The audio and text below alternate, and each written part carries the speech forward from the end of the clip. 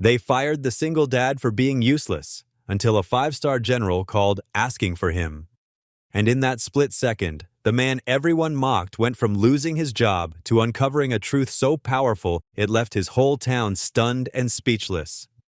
Before we get into the story, comment below where in the world you are watching from today. The morning sun hadn't yet burned through the fog as Caleb Morgan knelt beside the conveyor line, his weathered hands steady on the wrench. The familiar scent of machine oil and metal filled the air as he made the final adjustments to the bolt.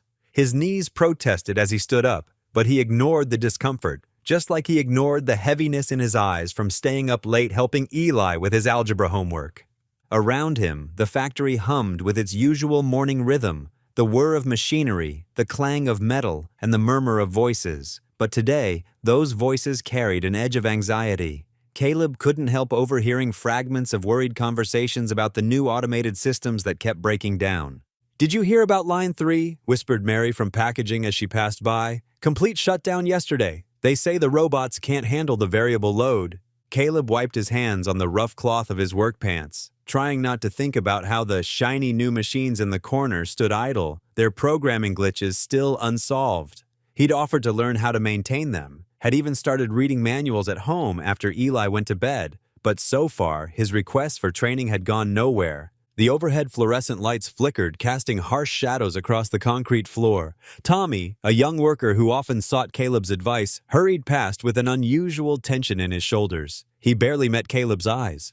"Morgan!" Dan Huxley's sharp voice cut through the factory noise. The supervisor stood at the entrance to his office, his pressed shirt and polished shoes a stark contrast to the workers' worn uniforms. "My office, now!" Caleb's stomach tightened, but he kept his face neutral as he made his way across the factory floor. The conversations around him died down, replaced by an uncomfortable silence. He could feel eyes following him, some sympathetic, others quickly looking away. Inside the small office, Dan didn't offer him a seat. The younger man stood behind his desk, hands planted on its surface, his expression hard. "Morgan, let's not waste time here. The company's moving forward, and frankly, you're not keeping up." The words hung in the air like smoke. Through the office window, Caleb could see workers pretending not to watch. His throat felt dry. "I'm willing to learn the new systems, Mr. Huxley. I've been studying." "Too little, too late." Dan cut him off, his voice carrying just loud enough to be heard outside. "You're too slow, too old, and let's face it, practically useless in a factory that's moving toward automation. We need people who can program robots, not dinosaurs who take all day to fix a simple conveyor belt." The casual cruelty in Dan's tone made Caleb's chest tighten. 38 years of service reduced to this moment. He thought of Eli, of the college brochures his son had been collecting, of the careful budget he maintained to keep their small household running. "I've never missed a day," Caleb said quietly. "Never been late. My work." "Your work belongs in the last century." Dan pulled out a manila envelope. "Here's your final paycheck and severance package. Clear out your locker and be gone in 30 minutes. The envelope felt heavy in Caleb's hands, weighted with more than just paper. He stood there for a moment, dignity warring with desperation. "Mr. Huxley, I have a son to support. Could we discuss?" "Discussion's over, Morgan. Security will escort you out if you're not gone in 30 minutes. Dan had already turned to his computer, dismissing Caleb's existence. The walk to his locker felt endless. Co-workers watched from behind their machines, their faces showing a mix of pity and fear. Caleb kept his head high, though his hands shook slightly as he emptied his locker of 38 years' worth of memories. Photos of Eli growing up, a coffee mug his wife had given him before she passed, a small toolbox of specialized wrenches he'd collected over the years. The drive home in his old truck was a blur. The familiar route he'd driven for decades now felt strange, as if he were seeing it through different eyes. The help wanted signs in shop windows that he'd never noticed before suddenly stood out like accusations. The truck's engine knocked in its usual spot near Miller's Creek, but today the sound seemed louder, more ominous. At home, Caleb sat in the driveway for a long moment, staring at the small house he'd worked so hard to keep. The paint was peeling in places, the garden needed weeding, but it was home. Inside, homework assignments and college brochures lay scattered on the kitchen table where he and Eli had worked late into the night. Evening came too quickly. Caleb went through the motions of making dinner, spaghetti, Eli's favorite, while his mind raced through calculations of savings and expenses. The severance package would help for a while, But after that, Eli came home from school, dropping his backpack by the door with his usual teenage clatter. "Hey, Dad, you're home early. Thought I'd get dinner started." Caleb managed to smile, stirring the sauce with more attention than it needed. "How was school?" "Pretty good. Got an A on that algebra test you helped me with." Eli grabbed plates from the cabinet, the routine familiar and comfortable. But as they sat down to eat, Caleb could feel his son's observant eyes on him. "Dad?" Eli's voice was gentle, careful. "Did something happen today?" Caleb looked up at his son's concerned face, saw the sensitivity and understanding there that reminded him so much of his late wife. The truth pressed against his chest, demanding to be spoken. But looking at Eli's hopeful college brochures on the counter, at the trust in his son's eyes, Caleb couldn't bring himself to share the burden. Not yet. "Just a long day, son," he said, forcing another smile. "Tell me more about that algebra test." Later, lying in his bed, Caleb stared at the familiar cracks in the ceiling. The house creaked and settled around him in the darkness. Down the hall, he could hear Eli's soft breathing through the open door.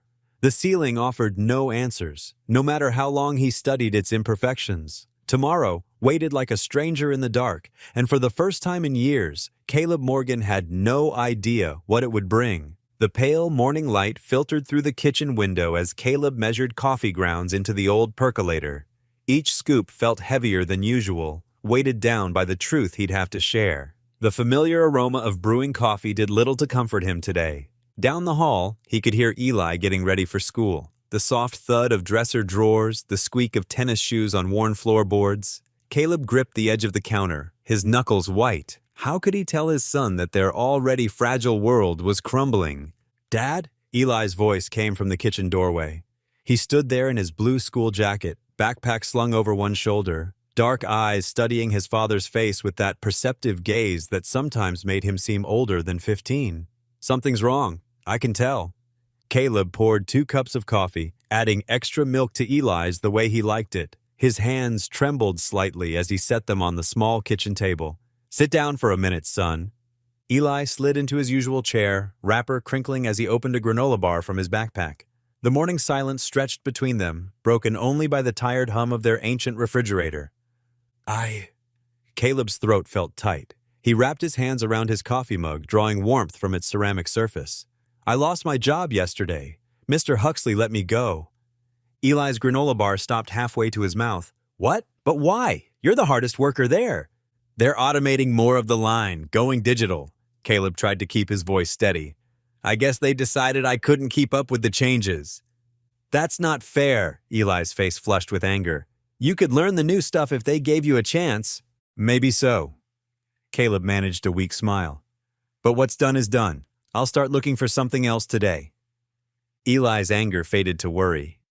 "What about—" He hesitated, glancing at the stack of bills on the counter. "Will we be okay?" "We'll figure it out," Caleb assured him, even as his stomach knotted with uncertainty. "Don't worry about that part. You just focus on school."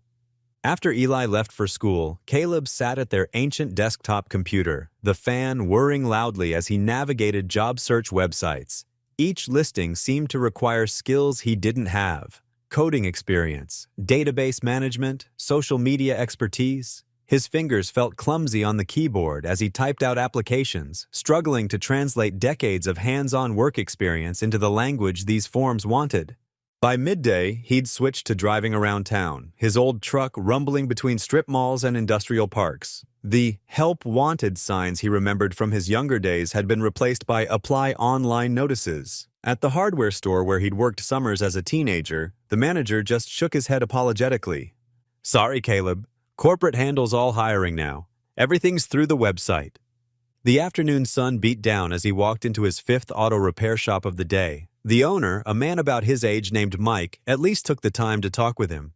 "I wish I could help you out," Mike said, wiping his hands on a shop rag. "But business is slow. Everyone's buying these new electric cars I can't even work on myself."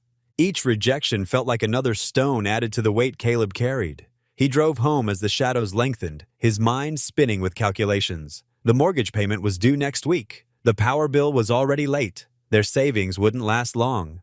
The sound of the front door opening pulled him from his thoughts. Eli walked in, hunched slightly, his normally straight posture curved inward. How was school? Caleb asked, noticing how his son's hand lingered protectively near his ribs. Fine. Eli's response came too quickly. He turned away, but not before Caleb caught sight of the edge of a bruise peeking above his collar. Eli! Caleb stepped closer. What happened? Nothing. I'm fine. Eli's voice held a familiar strain, the same tone Caleb used when trying to protect his son from worry. Just bumped into something in gym class. Caleb wanted to press further, but the determined set of Eli's jaw told him now wasn't the time. His son disappeared into his room, leaving Caleb standing in the hallway, feeling more helpless than ever.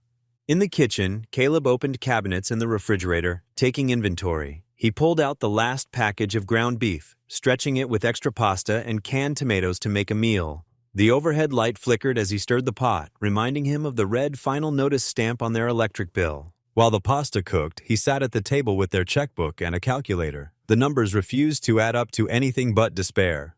Even if he found a new job tomorrow, the gap between now and his first paycheck loomed like a canyon he couldn't cross. The pasta was bland, but neither of them complained.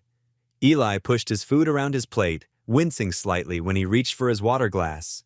The kitchen light flickered again, casting shifting shadows across their small table. Later, lying in his bed, Caleb stared at the familiar cracks in the ceiling.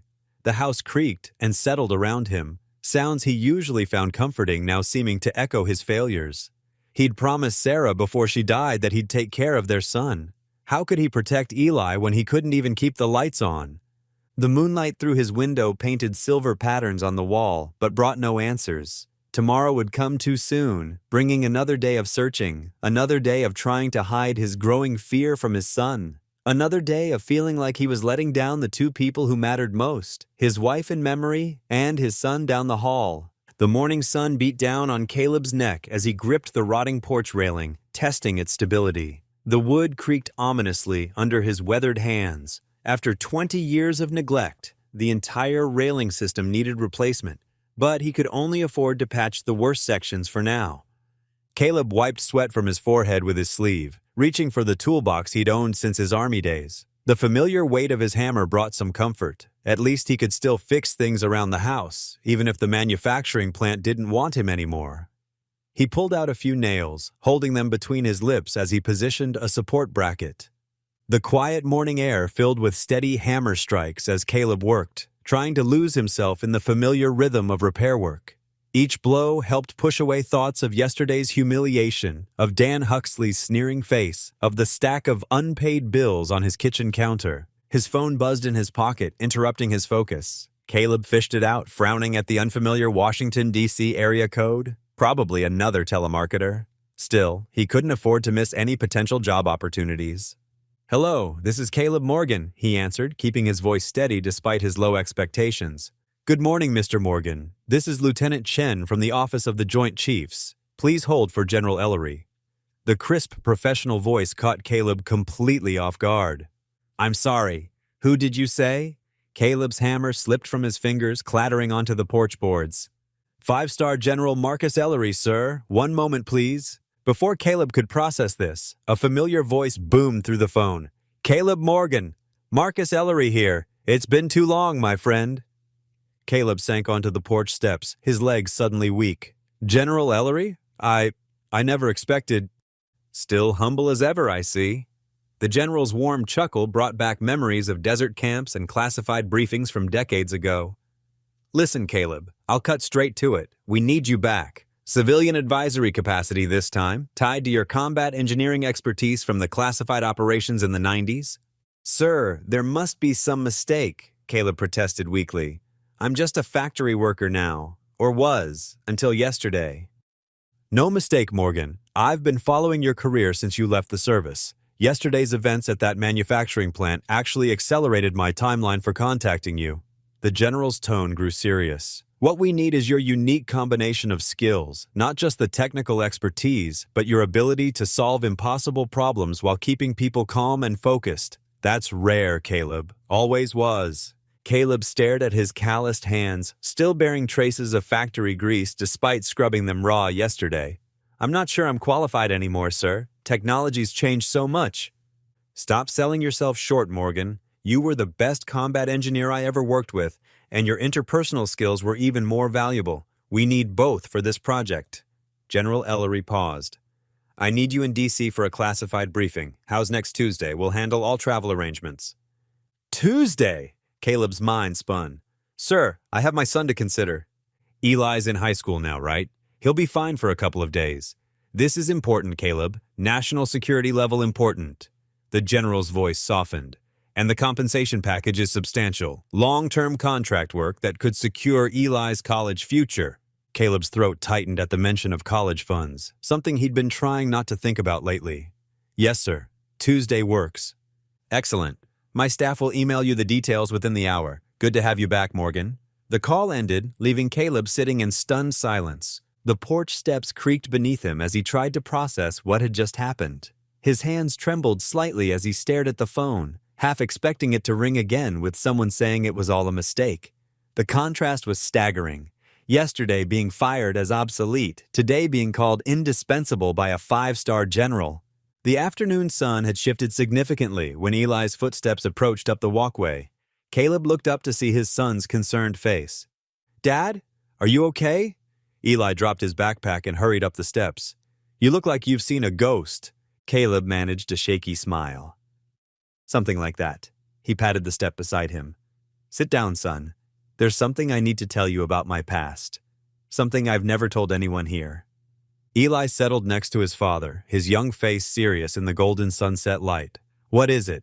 Before I was a factory worker, before you were born. Caleb took a deep breath. I was a combat engineer in the Army, but not just any engineer. I worked on classified projects, operations that aren't in any public records. Eli's eyes widened. Classified?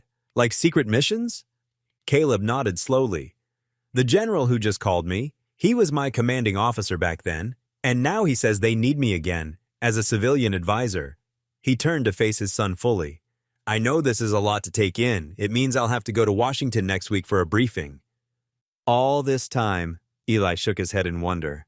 I knew you'd been in the Army, but I never imagined.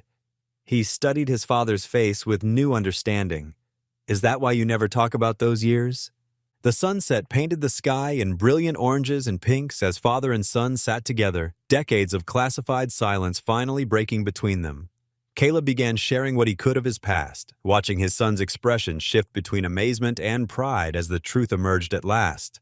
The old couch springs creaked as Caleb settled next to Eli in their dimly lit living room. The evening shadows stretched across the worn carpet, and the familiar ticking of their kitchen clock filled the silence. Eli sat cross-legged, turned toward his father with eager attention, his homework forgotten on the coffee table.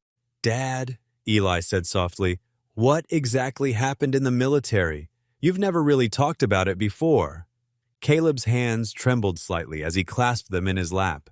The memories he'd kept locked away for decades pressed against his mind, demanding to be acknowledged. He took a deep breath, stealing a glance at his son's earnest face. It was in Iraq, he began, his voice barely above a whisper. I was part of a combat engineering unit. We were supposed to clear routes, make sure they were safe for our troops to travel. He paused, running a hand through his gray hair. One day, we got word that a platoon was pinned down in a small town. The whole area was rigged with IEDs, improvised explosive devices. Eli leaned forward, his eyes wide. Like bombs? Yes, son, very sophisticated ones. Caleb's voice grew stronger as the memories sharpened. The platoon was trapped. They couldn't move forward or backward without risking those explosives. Enemy fire was coming from multiple directions. The kitchen clock continued its steady rhythm as Caleb gathered his thoughts. I volunteered to go in, had to crawl most of the way, checking every inch of ground. The sound of gunfire was constant, but I knew if I didn't reach them. His voice trailed off. What happened then, Dad? Eli's question was gentle, encouraging. I found the first device about 20 yards from their position. Had to dismantle it right there, bullets hitting the ground around me. Caleb's hands moved unconsciously, mimicking the careful movements from that day. Then another and another. Took almost 3 hours to clear a path wide enough for the platoon to evacuate. Were you scared? Eli asked, his voice hushed with awe. Caleb nodded slowly. Terrified, but sometimes being brave means doing what needs to be done, even when you're scared out of your mind. How many people did you save? 37 men. Caleb's voice cracked slightly. The whole platoon made it out. Eli sat in stunned silence for a moment. But why didn't you ever tell me? Why doesn't anyone know about this? The operation was classified. Plus, Caleb shrugged, his shoulders hunching slightly. I've never been one to talk about such things. It was just doing my duty, son. And General Ellery? Eli's eyes widened with sudden understanding. He was there? He was a captain then, leading that platoon.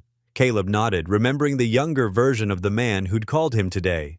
He was the one who recommended me for a commendation, though it never made it into public records.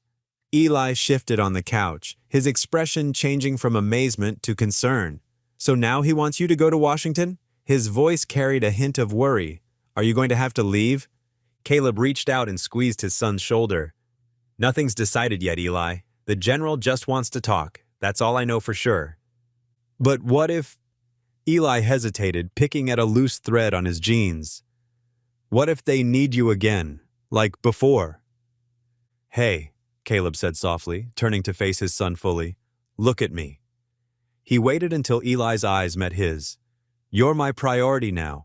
Whatever happens, whatever they offer, I won't make any decisions without thinking about what's best for us, for you. Promise? Promise. Caleb pulled Eli into a tight hug, feeling his son's tension slowly release. Later that night, after helping Eli with his remaining homework and their usual bedtime routine, Caleb stood in his son's doorway. The boy was already half asleep, his face peaceful in the soft glow of his bedside lamp. Dad? Eli mumbled sleepily. Yes, son? I'm proud of you for what you did back then. His words were slightly slurred with exhaustion. You're like a real hero. Caleb's throat tightened. Get some sleep, buddy. We'll talk more tomorrow. After Eli's breathing evened out into the rhythm of sleep, Caleb made his way to the kitchen table. He pulled out the wrinkled paper where he'd hastily scribbled down the details from General Ellery's call. The Pentagon number seemed to stare back at him accusingly. Under the harsh, fluorescent kitchen light, doubt crept in. He was just a laid-off factory worker now, not the young combat engineer who'd saved those men. His hands, which had once dismantled complex explosive devices under fire, now struggled with the manufacturing plant's new computerized systems. Caleb ran his fingers over the paper, tracing the general's name. The man had sounded so confident, so sure of Caleb's abilities. But how could he be what they needed? He could barely provide for his own son, let alone serve his country again. The kitchen clock ticked away the minutes as Caleb sat there, trapped between the weight of his past accomplishments and his present insecurities. The paper with the general's information blurred slightly as exhaustion set in, but sleep felt impossibly far away. Tomorrow's uncertainty loomed large in the quiet house, while the memory of Eli's proud smile warred with the fear in his eyes at the thought of his father leaving. Morning sunlight streamed through the windshield of Caleb's old pickup truck as they drove down the familiar route to Eli's school. The truck's engine hummed steadily, providing a gentle backdrop to their quiet ride. Caleb glanced at his son, catching the slight wince that crossed Eli's face as he adjusted his backpack against the seat. You okay there, buddy? Caleb asked, his voice gentle with concern. Yeah, just slept wrong, Eli mumbled, but his eyes darted away too quickly. The school building came into view, its brick walls bathed in early morning light. Students streamed toward the entrance, their chatter and laughter drifting through the truck's open windows. As Eli reached for his backpack, Caleb noticed again how carefully his son moved. Have a good day, Caleb said, trying to keep his voice steady despite his growing worry. I love you. Love you too, Dad. Eli managed a small smile before disappearing into the crowd of students. Caleb waited until Eli was safely inside before pulling away from the curb. He parked in a quiet spot near the local park, took out his phone, and dialed the number General Ellery had left. His heart hammered as the call connected. Morgan, the general's warm voice came through clearly. I was hoping to hear from you. General Ellery, sir, I needed to know more about the position. Of course, papers rustled in the background. The role would require regular travel to various bases, typically 2 weeks per month. We'd cover all expenses, naturally. Caleb's throat tightened. 2 weeks monthly, sir? I know it's significant, Ellery acknowledged. But Caleb, this isn't just about your engineering expertise. We need someone who can teach our young officers about moral courage under pressure. Someone who leads by quiet example. Your actions in Iraq, they weren't just about technical skill. I was just doing my job, sir. No, Morgan. You showed extraordinary character that day. That's what we need now. Before Caleb could respond, his phone beeped with another incoming call. He glanced at the screen and his stomach clenched. Dan Huxley's number. "Sir, could I call you back? There's another call I should take." "Of course. Take your time considering the offer, Morgan, but not too long." Caleb switched calls, his jaw tightening. "Hello?" "Hey, old-timer," Dan's mocking voice came through. "Just checking how the job hunt's going. Found anyone willing to hire a dinosaur yet?" Caleb's free hand gripped the steering wheel. "Is there something you need, Dan?" "Just making sure you're not spreading stories about why you were let go. Wouldn't want people thinking it was anything but your own shortcomings." "I haven't said anything to anyone," Caleb replied quietly, though his chest burned with anger. "Keep it that way." The call ended abruptly. Caleb sat in silence, Dan's words echoing in his head. The phone felt heavy in his hand as he thought about General Ellery's offer. The position would mean real income, respect, purpose, but 2 weeks away from Eli each month. At home that afternoon, Caleb sorted through the mail, his hands stilled on a red-marked envelope. Inside, the utility company threatened service disconnection if the overdue balance wasn't paid within 5 days. The amount made his head spin. Evening arrived too quickly. Caleb stirred a pot of pasta, one of their cheaper meals, while Eli set the table. Steam rose from their bowls as they sat down, the kitchen quiet except for the clink of forks. "So," Caleb began carefully, "I wanted to talk about that job offer from General Ellery." Eli pushed his pasta around his bowl. "Oh, yeah? It would mean some traveling, 2 weeks each month." Caleb watched his son's face closely. "But the pay would be good, and it's important work." That's great, Dad." Eli's voice was flat, his eyes fixed on his bowl. "Eli, what's wrong? And don't tell me it's nothing. I can tell something's bothering you." His son's shoulders hunched slightly. "It's fine. Really. You should take the job if you want it." But Caleb saw the tension in his son's face, the careful way he held himself, and knew with certainty that Eli was hiding something important, something that made the prospect of his father's absence even more difficult than it should be. Caleb stood outside Eli's bedroom door, his hand hesitating over the worn wood. The hallway's single bulb cast long shadows across the faded carpet, matching the darkness that had settled in his heart. Something was wrong with his boy, and he couldn't wait any longer to find out what. He knocked softly. "Eli, can we talk?" Silence stretched for a moment before Eli's quiet voice came through. "Sure, Dad." Caleb opened the door to find Eli sitting cross-legged on his bed, a textbook open but clearly unread. The desk lamp cast a warm glow across his son's face, highlighting the worry lines that no 15-year-old should have. "Mind if I sit?" Caleb asked, gesturing to the edge of the bed. Eli nodded, closing his book and setting it aside. His shoulders hunched forward protectively, a posture Caleb had noticed more and more lately. "Son, I know something's bothering you." Caleb kept his voice gentle. "And I think it's more than just worry about my job situation. Talk to me?" Eli's fingers twisted in his bedspread, his eyes fixed downward. "It's nothing, Dad. Really. That wince when you moved your backpack this morning? That wasn't nothing." Caleb reached out, placing his weathered hand over his son's fidgeting ones. "And I've noticed the way you've been carrying yourself, like you're trying to disappear." The dam broke. Eli's lower lip trembled and tears welled in his eyes. "I didn't want to tell you," he whispered. "You've got enough to deal with." "Hey now," Caleb said, moving closer. "Nothing is more important to me than you. Nothing." Eli took a shaky breath. "It's these guys at school. They've been—" He swallowed hard. "They've been saying things, doing things." "What kind of things?" Caleb felt his stomach tighten. "They call me names because Mom was Asian, make stupid jokes." Eli's voice grew smaller. "Push me around in the hallways when teachers aren't looking." Caleb's heart cracked. "How long has this been going on?" "A few months, but it got worse after—" Eli hesitated. "After they found out you lost your job." The crack in Caleb's heart widened to a chasm. "What do you mean?" "Their parents work at the plant too. They say you're—" Eli's voice caught.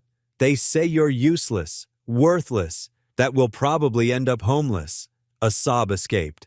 "I tried not to listen, Dad. I tried to be strong like you." Caleb pulled his son into his arms, feeling Eli's tears soak into his shirt. His boy, his bright, kind, beautiful boy, had been carrying this weight alone, trying to protect him. "I'm so sorry, Eli," Caleb whispered, his own voice rough with emotion. "I'm so sorry you've been dealing with this by yourself." "I didn't want to make things harder," Eli said between hiccups. You were already so worried about money and everything. I thought I could handle it. Look at me, Caleb said gently, pulling back to meet his son's tear-stained face. You never have to handle anything alone. That's not what family means. But you're always taking care of me, Eli protested. I wanted to be strong for you too. You are strong, Caleb said firmly. But being strong doesn't mean suffering in silence. It means having the courage to ask for help when you need it. They sat together in the quiet room, the weight of revelations settling around them. Caleb's mind raced with the implications of what he'd learned. The Pentagon job offer loomed larger now, more complicated than ever. Dad, Eli's voice was small. Are you going to take that job, the one the general offered? The question hit Caleb like a physical blow. The position would mean financial security, a chance to use his skills again, to reclaim his sense of purpose. But it would also mean leaving Eli alone for 2 weeks out of every month, alone to face the bullies, the cruel words, the physical intimidation. I don't know yet, son, Caleb answered honestly. But whatever decision I make, we'll make it together. No more carrying burdens alone, either of us. Eli nodded against his chest. I'm scared, he admitted.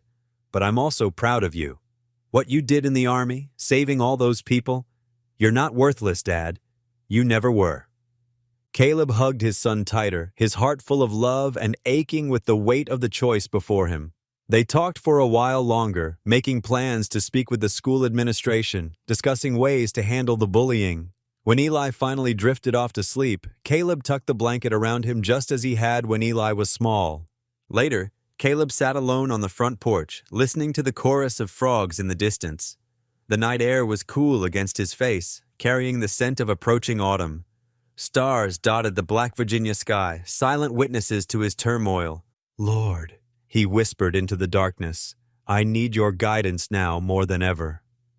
The frogs continued their song, and Caleb sat there, a father torn between two impossible choices, praying for wisdom under the vast night sky. The morning sun filtered through the kitchen window, casting warm patches on the worn linoleum floor. Caleb stood at the stove, methodically flipping pancakes while his mind churned through possibilities. The sweet aroma of maple syrup filled the small space, a comfort he hoped would ease the difficult conversation ahead. Something smells good, Eli said, appearing in the doorway. His eyes were puffy from a night of tears, but there was a hint of a smile on his face. Thought we could use a proper breakfast. Caleb slid 2 golden brown pancakes onto a plate. Come sit with me for a minute, son. They settled at the kitchen table, the morning quiet broken only by the soft clink of forks against plates. Caleb watched his son eat, noting how Eli's shoulders still carried yesterday's weight.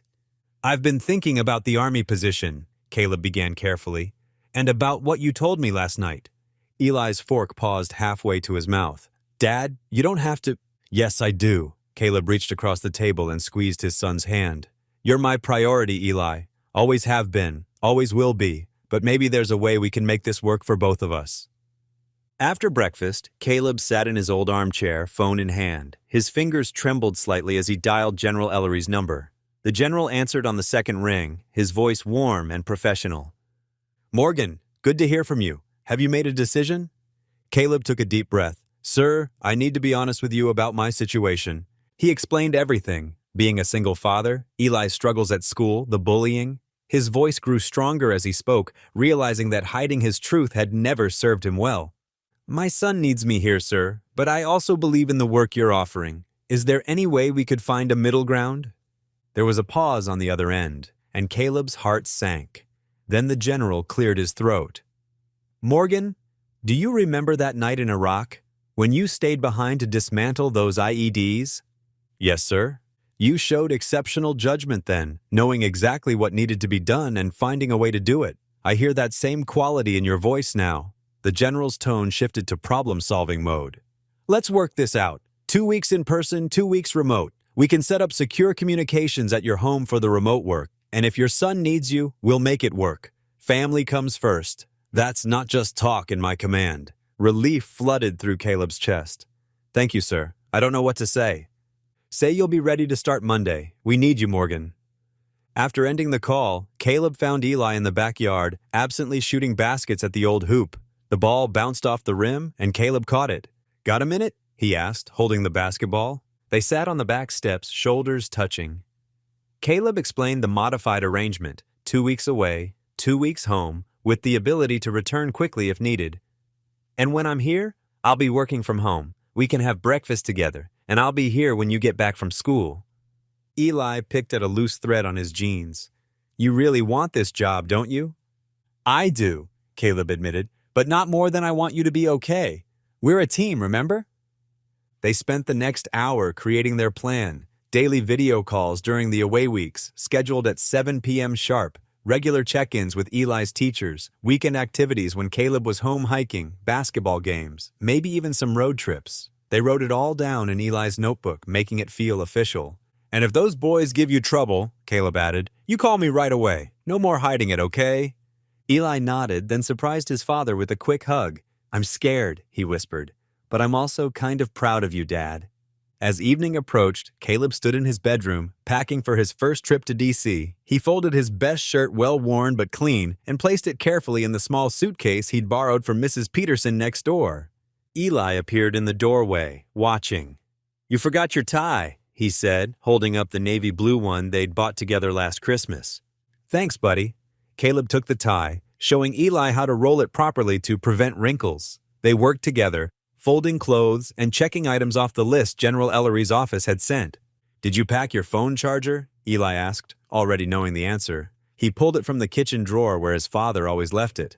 What would I do without you? Caleb smiled, tucking the charger into a side pocket. The suitcase slowly filled, not with much, but with enough.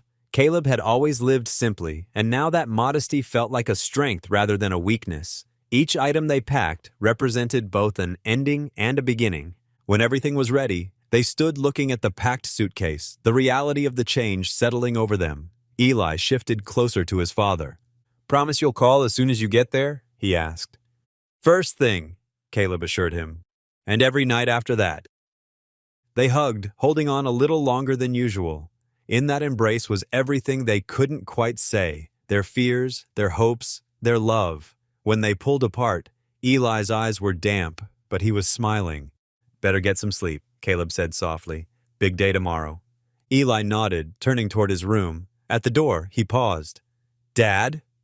Yeah? I think Mom would be really proud of you right now. Caleb's throat tightened. Good night, son. The words carried them both to bed, where they lay in their separate rooms, each holding on to the quiet hope that they were making the right choice. The house creaked its familiar night sounds around them, as if reassuring them that some things would always stay the same, even as others changed. The street lamps cast long shadows across empty sidewalks as Caleb's old truck rumbled through town. At 5:30 a.m., only the baker's lights were on, warm yellow squares in the pre-dawn darkness. Eli sat quietly in the passenger seat, his breath fogging the window. You didn't have to get up this early, Caleb said softly, glancing at his son. Yeah, I did. Eli's voice was thick with sleep but determined. They pulled into the bus station parking lot, tires crunching on gravel. The station's fluorescent lights buzzed overhead, making everything look harsh and unfamiliar. A few other travelers waited on benches, clutching coffee cups and looking bleary-eyed. Caleb hefted his suitcase from the truck bed, surprised when Eli reached for it. I've got it, Dad. They walked together to the waiting area, their footsteps echoing in the quiet morning. The old clock on the wall ticked steadily toward departure time. Neither spoke much. Everything important had already been said the night before. Got your ticket? Eli asked, breaking the silence. Caleb patted his jacket pocket. Right here. Got your house key? Yeah. Eli fingered the key hanging from his neck on a leather cord. Mrs. Peterson said she'd check on me tonight. The bus pulled in right on schedule, its diesel engine rumbling through the station. Passengers began gathering their belongings, forming a line near the door. Caleb stood, straightening his jacket. Remember! They both started at the same time, then laughed. You first, Caleb said. Remember to eat something besides coffee for breakfast. Eli tried to sound stern, just like his father did. And you remember to lock up at night, Caleb countered, pulling his son into a tight hug. I love you, buddy. Love you too, Dad. Caleb boarded the bus, finding a window seat near the middle. Eli stood on the platform, hands in his pockets, looking younger than his years. As the bus pulled away, he raised one hand in a wave. Caleb watched through the window until his son became a small figure, then disappeared entirely. The journey to D.C. stretched long, giving Caleb too much time to think. Fields and forests rolled past his window while doubt crept into his mind. What if he wasn't qualified enough? What if he couldn't connect with the younger soldiers? What if Eli needed him and he was too far away? He pulled out the worn photo in his wallet, himself in uniform, 20 years younger, standing proudly with his unit. The memory of that day in Iraq surfaced, the weight of responsibility, the clear purpose, the lives depending on his steady hands and calm mind. "You've done harder things," he whispered to himself, tucking the photo away. The Pentagon loomed massive and imposing as Caleb approached the visitor's entrance. His borrowed suit felt stiff, but he stood straight, shoulders back, muscle memory from his service days taking over. The security guard checked his credentials, and a young lieutenant appeared to escort him. "This way, Mr. Morgan," she said crisply. "General Ellery is expecting you." They walked through corridors that seemed endless, past offices and conference rooms. The lieutenant stopped at a heavy wooden door and knocked. "Enter!" came a commanding voice. General Marcus Ellery stood as Caleb walked in, his face breaking into a warm smile. He was older now, his hair steel gray, but his eyes held the same sharp intelligence Caleb remembered. "Morgan!" The general strode forward, clasping Caleb's hand in both of his. "It's been too long, my friend." "Sir," Caleb started formally, but Ellery waved it away. "Marcus, please. You earned that right 20 years ago." He gestured to a chair. "Sit. Tell me about your son before we get started." The simple question caught Caleb off guard. He found himself talking about Eli, his intelligence, his kindness, his recent struggles.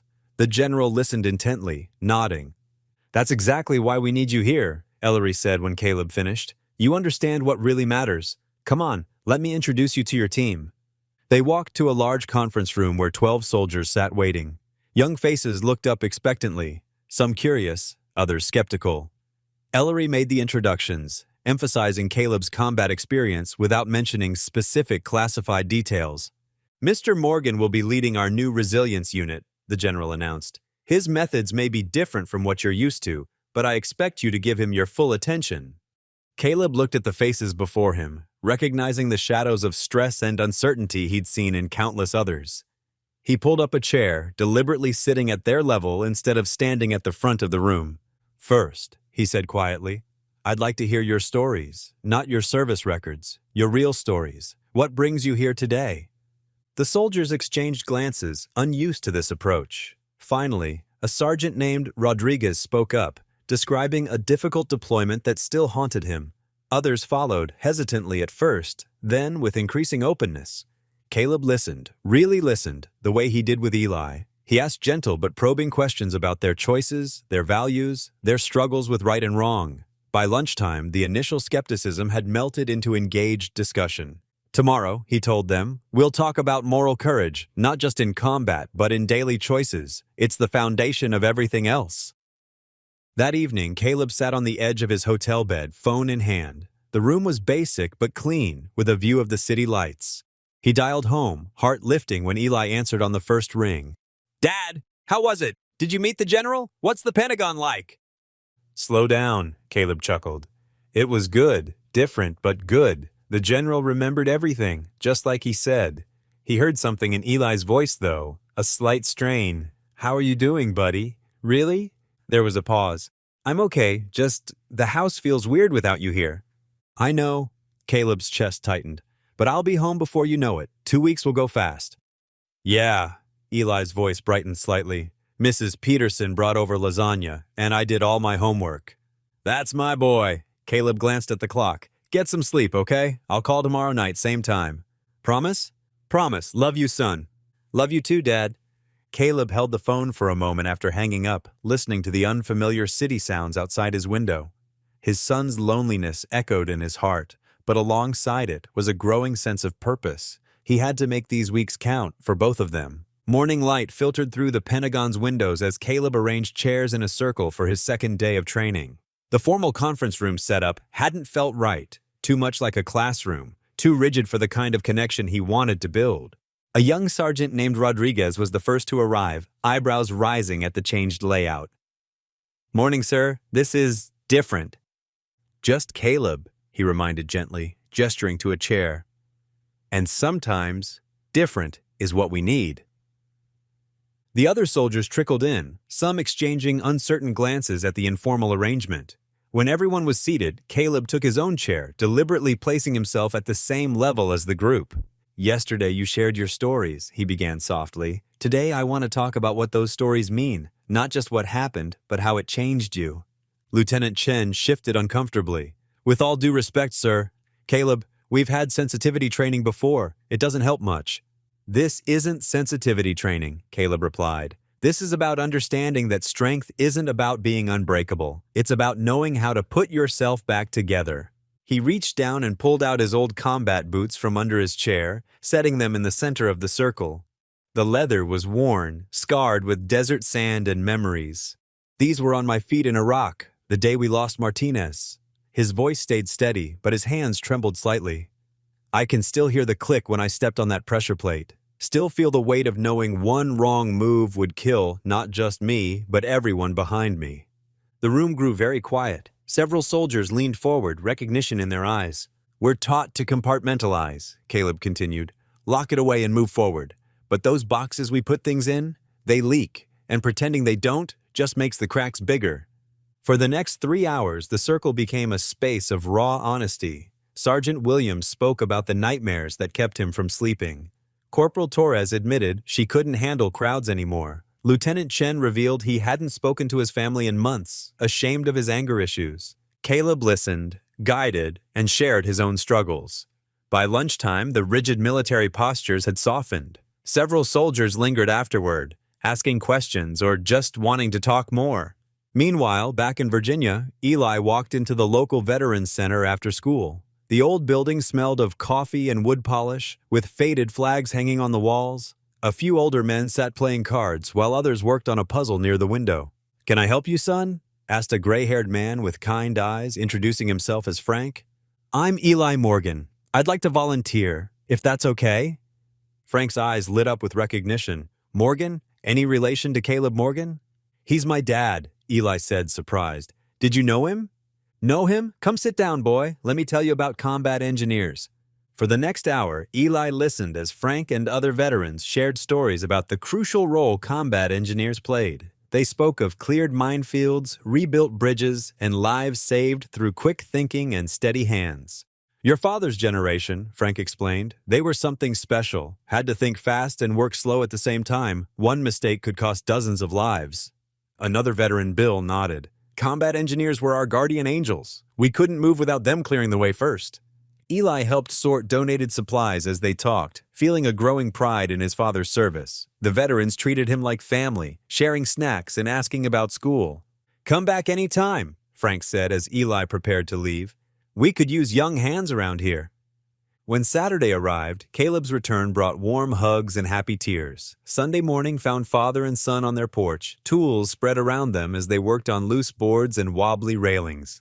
"Hand me that Phillips head?" Caleb asked, pointing to the screwdriver. Eli passed it over. "Dad, I've been volunteering at the Veterans Center." Caleb paused his work, looking at his son with surprise. "They told me about combat engineers," Eli continued, hammering a nail with careful strikes, "about how important you are. They're good men down there," Caleb said softly. "Been thinking of visiting myself." They worked in comfortable silence for a while, the rhythm of their tools creating a peaceful melody. The autumn air was crisp, carrying the scent of fallen leaves and fresh wood. "I'm proud of you, Dad," Eli said suddenly, "not just for the Army stuff, for everything." Caleb had to blink back tears, focusing on the board he was replacing. "I'm proud of you too, son. More than you know." As evening approached, they sat on their newly repaired porch, sharing hot cocoa in their favorite mugs. Steam rose in the cooling air as they watched the sunset paint the sky in brilliant oranges and pinks. "Tell me about DC," Eli said, pulling his knees up to his chest. Caleb described the training sessions, careful to respect confidentiality but sharing the impact of connection and understanding. Eli listened intently, asking thoughtful questions. "It's like what you did for me," Eli observed. "Listening, really listening." Caleb smiled, wrapping an arm around his son's shoulders. They sat together as stars began appearing in the darkening sky, their cocoa warming their hands, their hearts feeling closer than they had in years. Monday morning arrived with a golden sunrise painting the Morgans' modest kitchen in warm light. Caleb stood by the front door, his small duffel bag packed for another week in Washington. The weight of leaving felt different this time, lighter somehow, though still significant. Eli emerged from his room wearing his favorite blue hoodie, his dark hair still slightly messy from sleep. "Did you pack your phone charger this time, Dad?" he asked with a gentle smirk, referring to last week's forgotten essential. "Right here." Caleb patted his jacket pocket, managing a smile. "And extra socks, too." They shared a quiet breakfast of toast and eggs, the kitchen clock ticking steadily in the background. Caleb noticed Eli seemed more at ease than during his first departure, though concern still lingered in his son's eyes. "Remember what we agreed on?" Caleb asked, rinsing their plates. "Call every night at 8, Eli nodded. "And I'll stay at the Veterans Center until 6 when Mrs. Thompson can drive me home." They embraced by the door, Caleb holding his son tight. "I'm proud of you, buddy. So proud." The bus ride to DC passed quickly this time, Caleb reviewing his notes for the upcoming sessions. The Pentagon's imposing structure no longer intimidated him as it had the week before. Familiar faces greeted him in the hallways, offering respectful nods. In the training room, Caleb's approach continued to evolve. He arranged chairs in a circle rather than rows, creating an environment of equality and openness. The soldiers, initially resistant to this informal setup, gradually relaxed as Caleb shared stories from his own experiences. "Leadership isn't about having all the answers," he explained, his quiet voice carrying conviction. "It's about having the courage to face the questions together." During a particularly powerful session on Wednesday, Caleb spoke about integrity during combat situations. A young lieutenant had her phone out, discreetly recording as Caleb described the moment he'd chosen to stay behind to disarm explosives while others evacuated. "We don't make these choices for recognition," he said, his words resonating deeply. "We make them because they're right, because sometimes being human means standing firm when everything inside you wants to run." The video spread through internal channels, reaching commanders and staff across different divisions. General Ellery watched it in his office, a proud smile crossing his face. He made several calls that afternoon. On Thursday morning, Caleb arrived to find the training room transformed. A small podium stood at the front, and several high-ranking officers lined the walls. General Ellery stepped forward, his presence commanding attention. "Staff Sergeant Morgan," he announced formally, using Caleb's old rank. "Your actions 20 years ago saved 16 lives, including my own. Today, we acknowledge that courage officially." Caleb stood awkwardly as Ellery presented him with a civilian service medal, his hands trembling slightly as he accepted it. The room erupted in applause, but it was the genuine respect in the soldier's eyes that moved him most deeply. Back home, Eli navigated his school days with growing confidence. His time at the Veterans Center had given him a new perspective on strength. It wasn't about confrontation, but resilience. Still, he carefully planned his routes between classes, avoiding the gym corridor where the worst bullying had occurred. During lunch breaks, he'd find quiet spots to read the texts his father sent, simple messages about the day's activities, or gentle reminders to stay strong. Each one made him stand a little taller. Thursday evening found Caleb in his hotel room, the service medal resting on the bedside table. He dialed home at exactly 8 o'clock, smiling when Eli answered on the first ring. "Hey Dad, how was today?" Caleb described the ceremony briefly, downplaying its significance as he always did, but Eli caught the emotion in his voice. "That's amazing, Dad. Really amazing. I wish I could have seen it." "How about you, buddy? How's school?" "Better," Eli said, and Caleb could hear the truth in it. "The veterans at the center taught me this cool breathing technique for when I'm stressed. And Mr. Martinez showed me pictures from when he was a combat engineer, too." They talked for nearly an hour, their conversation flowing easier than ever before. As they prepared to say goodnight, Eli's voice grew serious. "Dad, I want you to know I'm proud of you, for everything." Caleb sat back in his hotel chair, emotion welling up in his throat. Through the window, the Capitol's lights twinkled like stars, and for the first time in years, the future felt bright with possibility. "Thanks, son," he managed. "That means more than any medal ever could." After hanging up, Caleb stood at the window, watching the city below. The past weeks had brought changes he never expected, not just in his work, but in his relationship with Eli, in his sense of purpose. Where there had been uncertainty, hope now grew stronger each day. He picked up the service medal, running his thumb over its surface. The recognition felt good, but Eli's words echoed in his mind, worth more than any official honor. Tomorrow would bring new challenges, but tonight, Caleb Morgan felt truly hopeful for what lay ahead. Caleb stood before the mirror in his hotel room, adjusting the collar of his best blue dress shirt. His weathered hands smoothed down the fabric, pausing over his heart where his old service medals would soon be pinned. Through the reflection, he watched Eli sprawled on the hotel bed, already dressed in his Sunday best, typing excitedly on his phone.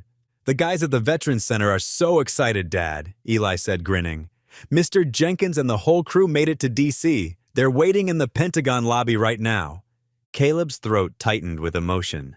The veterans had pooled their resources to make the trip, refusing to miss his moment of recognition. "Those old troublemakers," he said softly, his voice rough with gratitude. The ceremony room at the Pentagon buzzed with activity. Rows of chairs filled with soldiers in dress uniforms, their brass buttons gleaming under the lights. General Ellery stood at the podium, his 5 stars catching the light as he described the classified mission from decades ago. When their platoon was pinned down by enemy fire, the general's voice carried clear and strong. Combat Engineer Morgan crawled through active combat to disarm multiple explosive devices. His actions that day saved 37 American lives, including my own. Caleb felt Eli's hand slip into his, squeezing tight. In the front row, the veterans from their hometown sat tall and proud, Mr. Jenkins dabbing at his eyes with a handkerchief. "It is my great honor," General Ellery continued, "to finally present Combat Engineer Caleb Morgan with the Distinguished Service Cross, recognizing his exceptional valor in the face of extreme danger." The room erupted in applause as Caleb walked forward. His steps were steady, but his heart thundered in his chest. As the general pinned the medal to his chest, Caleb saw tears in the older man's eyes. "Thank you for giving me the chance to make this right, old friend," General Ellery whispered. When Caleb returned to his seat, Eli hugged him fiercely. "I'm so proud of you, Dad," he whispered. The veterans surrounded them after the ceremony, sharing handshakes and emotional embraces. The drive home that evening was filled with quiet joy. Eli couldn't stop touching the medal, carefully preserved in its velvet box. They stopped at a rest area just outside their hometown, the sky darkening toward dusk.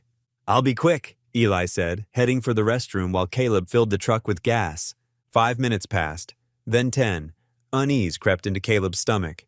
"Eli?" he called out, walking toward the restroom building. No answer. A muffled cry came from behind the building. Caleb broke into a run, his dress shoes slapping against the concrete. He rounded the corner to find 4 teenage boys surrounding Eli, who lay crumpled on the ground. "Not so special now, are you?" one of them sneered, delivering another kick to Eli's ribs. "Your old man might be some big shot, but you're still nothing." "Get away from my son!" Caleb's voice boomed across the parking lot. The boys scattered like startled deer, but the damage was done. Eli's face was bloody, his new dress shirt torn. When he tried to stand, he swayed dangerously. "Dad," he mumbled, "I don't feel so good." His eyes rolled back as he collapsed. Caleb caught him before he hit the ground, his heart racing with terror. He gathered Eli in his arms, this precious boy who seemed suddenly so small, and ran for the truck. The nearest hospital was 15 minutes away. He made it in 10. The emergency room lights were harsh and unforgiving as doctors whisked Eli away for examination. Caleb paced the waiting room, his metal box clutched forgotten in his hands, prayer after desperate prayer falling from his lips. Finally, a doctor approached. "Your son has a concussion," she said gently. "There's some bruising to his ribs, but thankfully no breaks. We'd like to keep him overnight for observation." Caleb sank into the chair beside Eli's hospital bed, watching the steady rise and fall of his son's chest. Eli's face was swollen, dark bruises blooming across his cheekbone. The victory of the day's ceremony felt like ashes in Caleb's mouth. His phone buzzed with an email notification. With trembling hands, he opened it to find a message from Pentagon HR. "Dear Mr. Morgan, we regret to inform you that your contract has been temporarily suspended pending review. Recent events suggest potential difficulties in maintaining the commitment level required for our training program. We will reassess the situation once your personal matters are resolved. Regards, Department of Defense Human Resources." Caleb's vision blurred with tears. The metal box slipped from his fingers, clattering to the floor. Everything he'd worked to rebuild, his dignity, his purpose, their financial security, seemed to crumble around him. He reached for Eli's hand, careful of the IV line, and bowed his head. In the sterile hospital room, under the humming fluorescent lights, Caleb Morgan faced his darkest hour. His son lay injured because of his success, and the very recognition he'd received had somehow made them more vulnerable. The weight of failure pressed down on his shoulders, heavier than any metal. Morning sunlight filtered through the thin hospital curtains, casting pale shadows across Eli's bruised face. Caleb hadn't moved from the plastic chair all night, his back stiff and his heart heavier than the machinery beeping steadily beside the bed. He watched as Eli's eyes fluttered open, wincing at the brightness. "Hey, kiddo," Caleb said softly, leaning forward. His hand found Eli's, careful to avoid the IV line. "How's the pain?" Eli tried to smile, but it came out more like a grimace. "Like I got hit by a truck, but I'm okay, Dad. Really." Caleb's throat tightened. The bruises on his son's face had darkened overnight, purple and angry against his pale skin. The doctor had explained the concussion symptoms they needed to watch for, but all Caleb could focus on was how small and vulnerable Eli looked in the hospital bed. "This is my fault," Caleb whispered, more to himself than to Eli. "If I hadn't been away so much, if I'd been there to protect you—" "Dad, stop." Eli's voice was quiet but firm. "You can't be everywhere at once. Those guys, they would have found another time, another place." A nurse came in to check Eli's vitals, her cheerful efficiency a stark contrast to the heavy atmosphere in the room. While she worked, Caleb stepped into the hallway and pulled out his phone. He'd been dreading this call, but he couldn't put it off any longer. General Ellery answered on the second ring. "Caleb, how's Eli?" "He's awake. Sore, but the doctors say he'll recover." Caleb's voice cracked slightly. "Sir, I need to tell you—" "I already know about the suspension notice," Ellery interrupted, his tone gentle.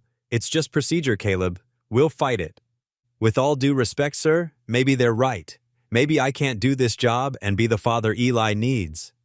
There was a long pause on the other end. "This isn't just about you anymore, Caleb. The work you're doing is changing lives, but I understand if you need time. The review process will take a few weeks at least. Take care of your boy first." After hanging up, Caleb returned to find the nurse helping Eli sit up. They spent the next hour going through discharge paperwork and listening to care instructions. Caleb memorized every detail about concussion monitoring, determined not to miss anything else that could harm his son. The drive home was silent, each bump in the road making Eli wince despite Caleb's careful driving. Their small house looked different somehow as they pulled up, more fragile, less safe than before. Caleb parked as close to the porch as possible. "Let me help you with those steps," he said, hurrying around to Eli's side of the truck. Eli accepted the support without argument, something that worried Caleb more than any complaint would have. They made their way up the worn wooden steps slowly, Caleb's arms steady around his son's shoulders. Inside, Caleb got Eli settled on the couch with pillows and his favorite blanket. The house felt too quiet, too empty. The stack of training materials from the Pentagon sat untouched on the kitchen table, mocking him with their importance. "Do you need anything?" Caleb asked, hovering nearby. "Water? Something to eat?" "I'm okay, Dad. Just tired." Eli's eyes were already drooping. "You don't have to stand guard. I'm not going anywhere." Caleb nodded, but couldn't bring himself to move far. He spent the afternoon watching Eli doze, checking on him regularly, and ignoring the mounting emails on his phone. With each passing hour, his resolve to quit the Army position grew stronger. What good was helping other soldiers if he couldn't even protect his own son? As evening approached, Eli insisted on trying to eat something. Caleb made soup, but barely touched his own bowl. After making sure Eli was comfortable in bed, he found himself drawn to the front porch, just as he had been on so many difficult nights before. The wooden boards creaked under his feet as he lowered himself into the old rocking chair. In the distance, frogs called to each other in the gathering darkness, their familiar chorus unchanged by the day's events. The sound transported him back to other nights spent here, wrestling with decisions, praying for guidance. But tonight felt different. Tonight, the weight of failure pressed down on him like a physical thing. He'd tried to reach for something more, to be more than just a laid-off factory worker, and his son had paid the price.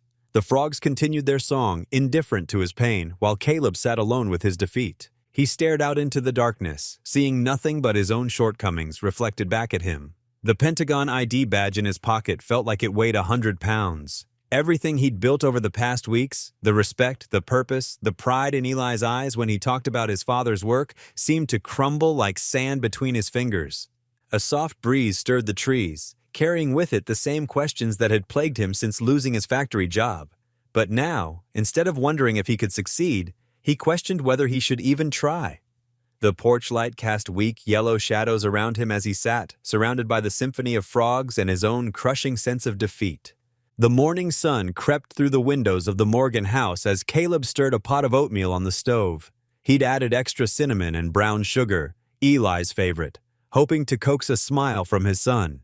The house felt unusually quiet, broken only by the soft bubbling of cooking oatmeal and the occasional creak of floorboards upstairs where Eli slept. Caleb's hands trembled slightly as he measured out honey. The bruises on Eli's face haunted him, each one a reminder of his absence when his son needed him most. Dark circles hung under his own eyes from another sleepless night spent listening for any sound of distress from Eli's room. A knock at the front door startled him. Caleb turned down the heat on the stove and walked cautiously to answer it, unsure who would visit so early. When he opened the door, he found himself facing 5 familiar faces from the Veterans Center. Mike, the former combat medic with his signature red cap. Tom, who walked with a slight limp. Sarah, who'd served as a logistics coordinator. And brothers James and Pete, both former infantrymen. "Morning, Caleb," Mike said softly, holding up 2 full grocery bags. "Thought you might need some supplies." "We heard about Eli," Sarah added, her kind eyes full of concern. She carried another bag filled with fresh fruit and vegetables. Caleb's throat tightened as he stepped back to let them in. "You didn't have to—" "Yes, we did," Tom interrupted firmly, limping past with more groceries. "That's what family does." The veterans moved efficiently through Caleb's kitchen, putting away groceries and taking stock of what else might be needed. James noticed the oatmeal starting to bubble and quietly adjusted the heat, while Pete pulled out extra bowls in case Eli woke up hungry. "Sit down, Caleb," Sarah insisted, guiding him to a kitchen chair. "You look dead on your feet." Mike pulled up another chair across from Caleb. "Remember that time in Baghdad when our whole unit got pinned down by that sniper?" he asked, his voice carrying across the kitchen. "We were stuck there for hours until this guy," he gestured at Caleb, "figured out how to get us all to safety without losing a single person." Tom nodded, leaning against the counter. "That wasn't in your classified files, was it? But we remember. Just like we remember how you taught the newer guys to spot IEDs, saving God knows how many lives." "You never wanted credit," Sarah added, placing a steaming cup of coffee in front of Caleb. "But those soldiers went home to their families because of you. Those families got to keep their fathers, their sons, their brothers. All because you cared more about doing right than getting recognition." Caleb stared into his coffee cup, his vision blurring slightly. "That was a lifetime ago. Now I can't even protect my own son." "Bull," James said firmly. "You're protecting him by showing him how to stand up again after getting knocked down. That's what you taught all of us." The phone rang, interrupting the conversation. Caleb checked the caller ID. It was General Ellery. "Take it," Pete encouraged. "We'll keep an eye on things." Caleb stepped into the living room, answering the phone with a tired, "Hello, sir." "Drop the sir, Caleb," General Ellery's warm voice came through. "This isn't an official call. This is Marcus checking on his friend." "I'm thinking of quitting the program," Caleb admitted quietly. "Eli needs me here." "Listen to me," Marcus said, his tone gentle but firm. "Remember what you told that young lieutenant in Fallujah? The one who froze up after losing 2 men? You said leadership isn't about never falling. It's about how you get back up and help others rise with you." Caleb sank into his armchair, remembering that day clearly now. That was different. "No, it wasn't," Marcus insisted. "You're facing the same choice now. You can retreat or you can show Eli and everyone else how to face hardship with dignity and courage. That's why we need you in this program. Not just for your engineering skills, but for moments exactly like this." From the kitchen, Caleb could hear the veterans talking quietly amongst themselves, their presence filling his home with warmth he hadn't realized he'd been missing. The smell of coffee and oatmeal wafted through the air, making the house feel more like home than it had in days. "The whole town's talking about what happened to Eli," Marcus continued. "People are angry, not at you, but at the bullies in the system that let this happen. You've got more support than you know." As if confirming his words, Caleb heard a car door outside. Through the window, he saw Mrs. Henderson from across the street walking up his driveway with what looked like a homemade casserole. "I don't know what to do next," Caleb admitted. "Yes, you do," Marcus replied. "You do what you've always done. You get up, you face it head on, and you help others do the same. That's who you are, Caleb. That's who you've always been." After ending the call, Caleb returned to the kitchen, where the veterans had been joined by Mrs. Henderson and two other neighbors. They moved around his kitchen with purpose, organizing meals, discussing plans to help with Eli's schoolwork while he recovered, and sharing stories that reminded Caleb of who he was beyond his current struggles. Standing in his living room, watching these people who refused to let him face this alone, Caleb felt something shift inside him. The weight of the past few days didn't disappear, but it became more bearable. These weren't just visitors bringing groceries. They were warriors who understood sacrifice, parents who knew the fear of failing their children, neighbors who believed in community. For the first time since Eli's attack, Caleb didn't feel like he was drowning. The support surrounding him wasn't just about groceries or casseroles. It was about reminding him that he wasn't alone in this fight. These people, who had seen him at his best and now refused to abandon him at what felt like his worst, stood as living proof that the values he'd fought for still mattered. The old pickup truck rumbled down Main Street as Caleb drove Eli to his follow-up appointment. Eli sat quietly in the passenger seat, his bruised face partially hidden beneath the brim of his baseball cap. Every few minutes, Caleb glanced over, his heart aching at the sight of his son's injuries. "How's the headache today?" Caleb asked softly, slowing for a red light. "A little better," Eli replied, though his wincing told a different story. "The light still bothers my eyes some." The medical center came into view, its brick facade warm in the afternoon sun. As Caleb helped Eli from the truck, his phone buzzed. Principal Hartman's name flashed across the screen. "Mr. Morgan," she said when he answered, her voice carrying an unusual note of concern. "Could you come by the school after Eli's appointment? There have been some developments we need to discuss." Inside the medical center, Dr. Chen examined Eli carefully, checking his pupils and asking about his symptoms. "The concussion is healing," she said, making notes in his chart. "But you'll need to take it easy for at least another week. No screens, no reading for long periods." Eli nodded, his shoulders slumping slightly at the news. After the appointment, they drove to the high school. The hallways were empty and quiet, their footsteps echoing against the lockers. Principal Hartman met them at her office door, her usual stern expression softened with genuine concern. "Please come in," she said, gesturing to the chairs across from her desk. "First, Eli, how are you feeling?" "I'm okay," Eli mumbled, settling carefully into his seat. Principal Hartman folded her hands on her desk. "Mr. Morgan, I want you to know, we take what happened very seriously. The community outrage has been significant and justified. We've identified the students responsible for attacking Eli." Caleb straightened in his chair. "You have?"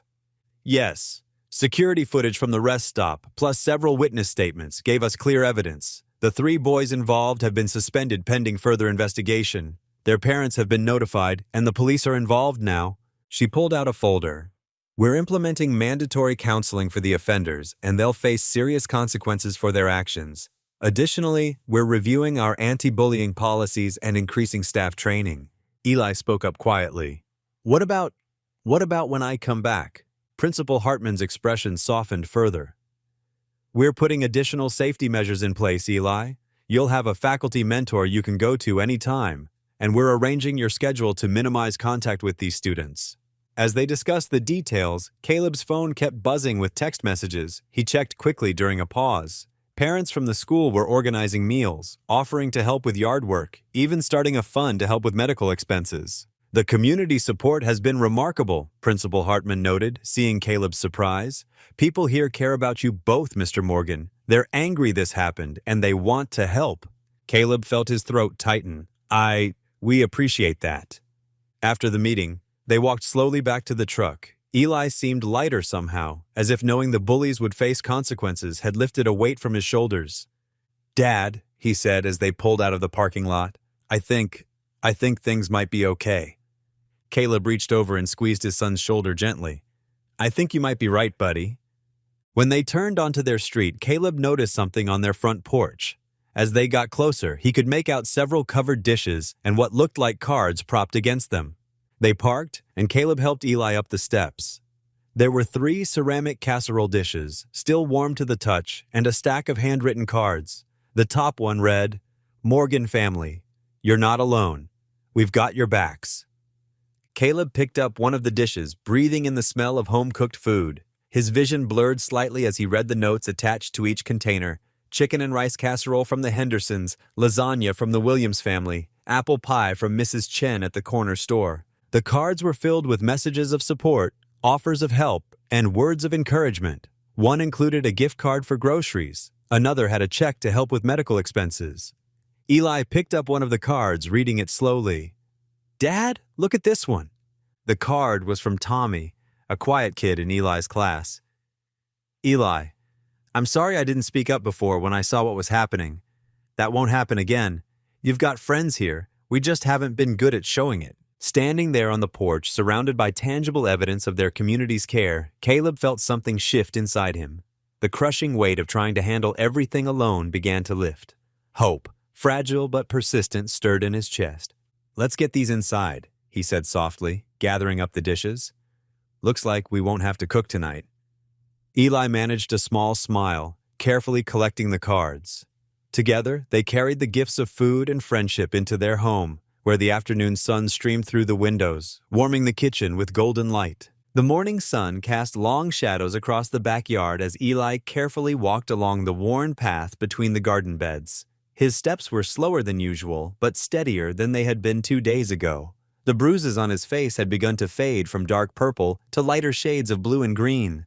Caleb watched from the kitchen window while his laptop booted up, his coffee growing cold beside the keyboard. He'd received an urgent email from General Ellery's office requesting a video call at 9 sharp. The notification light on his screen blinked, indicating the meeting was about to begin. "Eli!" Caleb called through the screen door. "I need to take this call. You okay out there?" "I'm good, Dad," Eli answered, lowering himself onto the wooden bench near the tomato plants. "Mrs. Henderson's cat is keeping me company." The orange tabby had indeed taken up residence next to Eli, purring contentedly as the boy gently scratched behind its ears. Caleb smiled at the sight before turning his attention to the computer. General Ellery's face appeared on screen, his usual commanding presence somehow managing to convey itself even through the digital connection. "Caleb," he said warmly, "you're looking better than when we last spoke." "Thank you, sir," Caleb replied, straightening instinctively. "We both are." "I can see Eli in the background there," the general noted, his expression softening. "How's he doing?" "Getting stronger every day. The community's been—" Caleb paused, still overwhelmed by the support they'd received. "They've been incredible." "That's exactly what I wanted to discuss with you, Caleb." The general leaned forward, his face filling more of the screen. "The review board has completed their evaluation of your situation, but before I share their decision, I want you to know something. What happened with Eli wasn't a mark against you. If anything, it highlighted exactly why we need you." Caleb's hands tightened around his coffee mug. "Sir?" "The way you handled the crisis, with dignity, strength, and by allowing others to help, that's the kind of leadership we're trying to teach. The board has not only reinstated you, Caleb, they're promoting you." The mug nearly slipped from Caleb's grasp. "Promoting?" "We want you to lead a national moral leadership initiative. Your work with the Resilience Unit has already shown remarkable results. But more than that, your personal example, as a father, as a veteran, as someone who faces adversity with grace, that's what we need to share on a broader scale." Through the window, Caleb could see Eli reading one of the Get Well cards that had arrived that morning. The sight grounded him, reminded him of what mattered most. "Sir, I'm honored, but—" Caleb chose his words carefully. "I need to be sure this works for Eli. He has to be my priority." The general nodded approvingly. "I wouldn't expect anything less from you, Caleb. The position comes with flexibility. You'll have more control over your schedule, and we can arrange for most of your work to be done remotely. When travel is necessary, we'll plan it well in advance." What exactly would the role entail? You'd be developing training programs, speaking at military installations, and working with units to implement the relationship-based leadership methods you've been using. We want to transform how the military approaches mental health and moral resilience. Caleb stood up from his chair, moving to the door. "Eli, can you come in for a minute, son?" Eli carefully rose from the bench, the cat following at his heels as he made his way inside. He stood beside his father's chair, offering a respectful nod to the general on screen. "The Army's offered me a new position," Caleb explained, watching his son's reaction closely. "It would mean continuing the work we started, but on a larger scale. I'd be home more than before, but there would still be some travel involved. I want to know how you feel about that." Eli was quiet for a moment, his hand absently stroking the cat that had wound itself around his legs.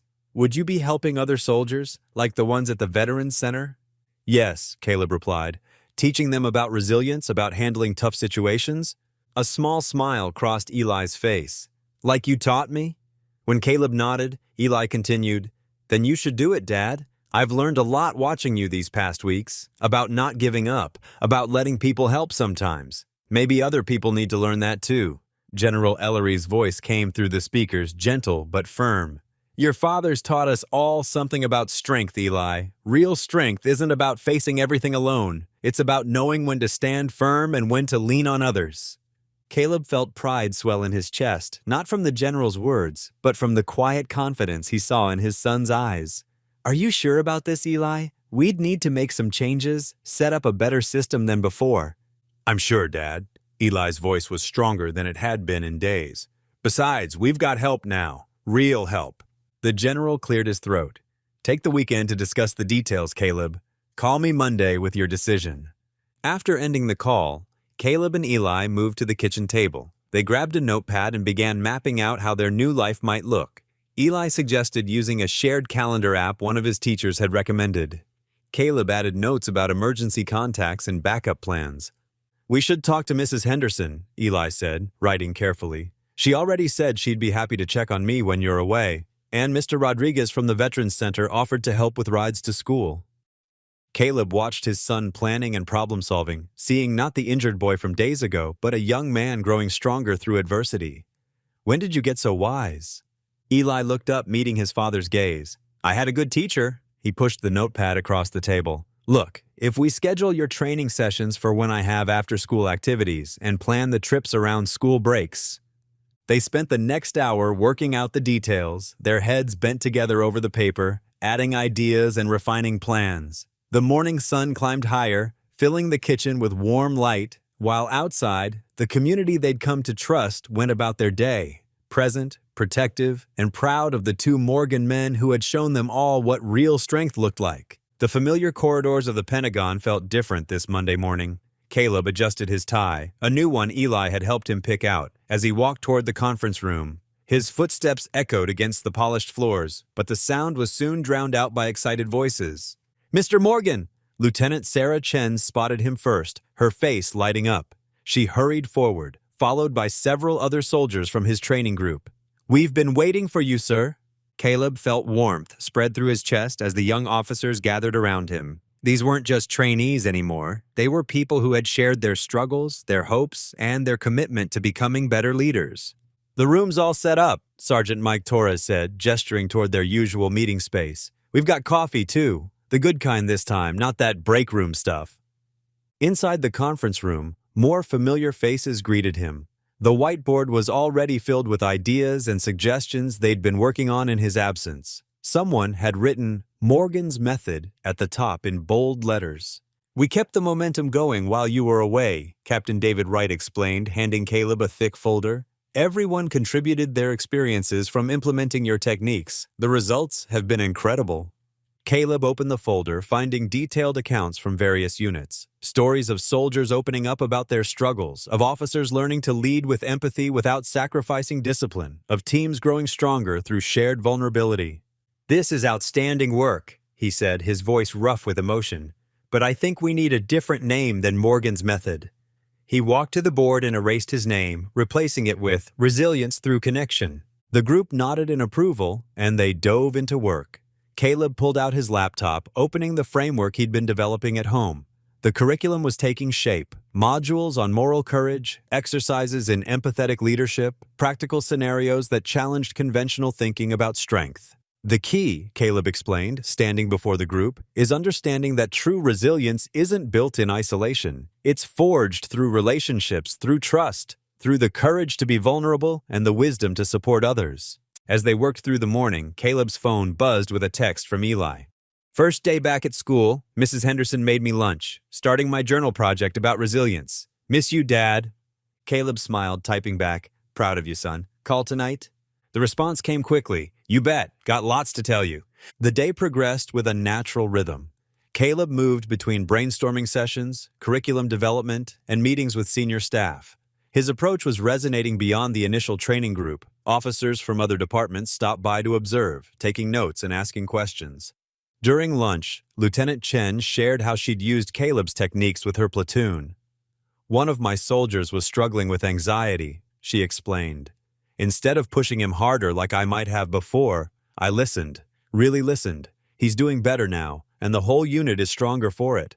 The afternoon focused on structuring the national program. Caleb drew from his own experiences, both military and personal, to create exercises that would challenge traditional notions of leadership while respecting military discipline. "Compassion isn't weakness," he told the group as they refined the training modules. "It's the foundation of true strength. When we understand that, we can build teams that don't just endure, they thrive." At 4 o'clock, Caleb received another text from Eli. "Started writing about you in my journal. Teacher says it's powerful stuff. Can I read it to you tonight?" "Wouldn't miss it for anything," Caleb replied, feeling a surge of pride. The work continued until early evening. As the sun began to set, casting long shadows through the Pentagon's windows, Caleb gathered his materials. The day's progress exceeded his expectations, not just in terms of the curriculum development, but in witnessing how deeply his message had already taken root. Back in his hotel room, Caleb spread the day's work across the desk. The program was taking shape, a comprehensive approach to building resilient leaders through emotional intelligence, moral courage, and genuine human connection. It wasn't just about preventing breakdowns or managing stress. It was about fostering growth through understanding and support. His laptop chimed with an incoming video call from Eli. Caleb clicked to answer, and his son's face filled the screen, looking energized despite the late hour. "Dad, wait till you hear what I wrote." Eli held up his journal, excitement clear in his voice. "It's about how you taught me that asking for help isn't weakness. It's actually really brave." As Eli read his entry aloud, Caleb listened intently, moved by his son's insights. The journal entry captured their journey together, highlighting how they'd both grown stronger by learning to lean on their community and each other.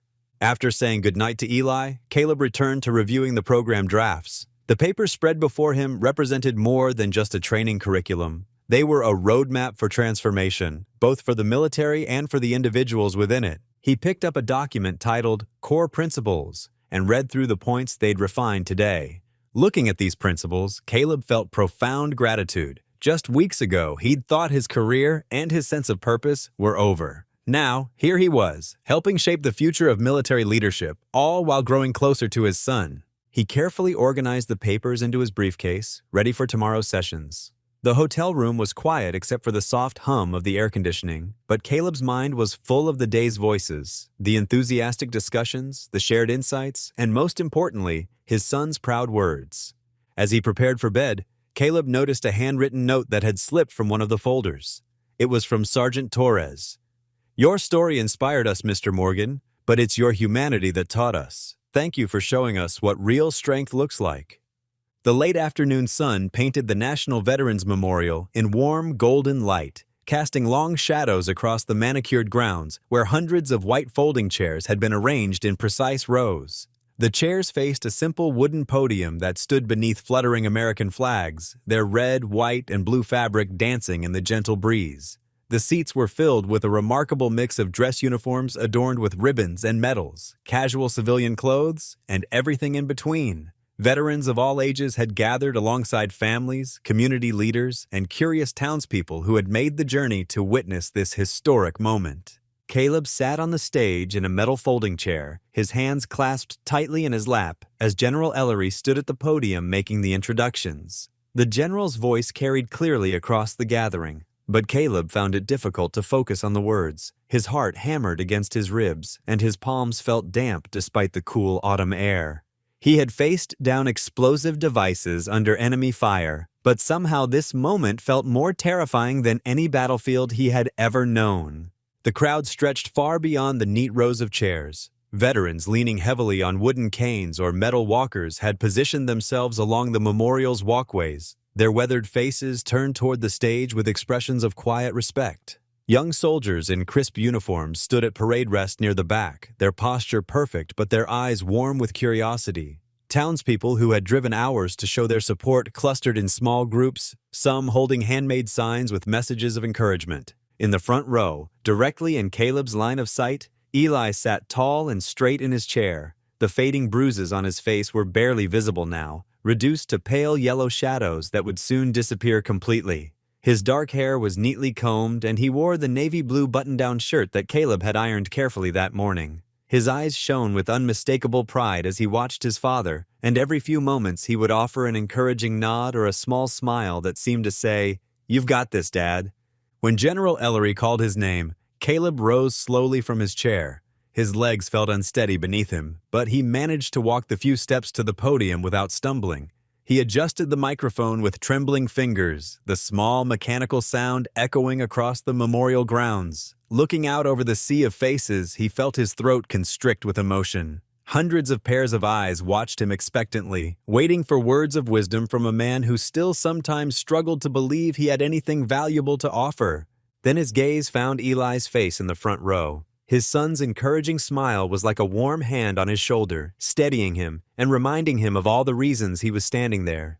The tightness in his chest began to ease, and the words that had seemed so elusive suddenly began to flow. "When I was younger," Caleb began, his voice soft but surprisingly clear as it carried across the memorial, "I thought heroism meant running into danger without hesitation, dismantling bombs under enemy fire, saving lives in those dramatic moments that make headlines and earn medals." He paused, letting his gaze sweep across the diverse gathering before him. Veterans nodded in recognition, understanding exactly what he meant. "But life has taught me something different. Life has shown me that true courage often looks much quieter than that, much more ordinary on the surface." A gentle breeze rustled through the memorial's flags, creating a soft whisper of fabric that seemed to punctuate his words.